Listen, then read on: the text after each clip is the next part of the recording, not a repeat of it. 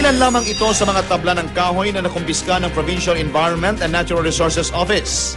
Umabot sa 2,284 board feet ang na-recover ng mga otoridad.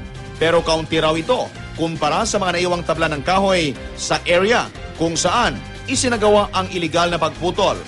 Nakumpiska ang 164 na tabla ng mahogany at gemelina na balak umanong i-transport mula sa ilog ng Alibunan, Kalinog.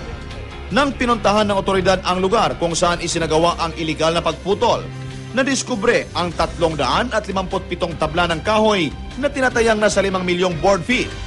Somebody, nung nag-text sa akon, ang informant nga may ongoing cutting diri sa aton nga reforestation project. Isang Merkulis pa lang, may nagkadto na diri. Tapos ang information sa amon is fully armed ang nagatsinso. 2 linggo na umano ang operasyon ng nasabing grupo. Lumabas na protektado din daw ang mga iligal na nangangahoy ng isang armadong grupo. Ito umano ang rason kung bakit nahirapan ang mga otoridad sa pagpasok sa lugar. Bagamat walang naarestong suspect, nakakuha na umano ang penro ng pangalan ng taong nasa likod ng iligal na pamumutol ng puno.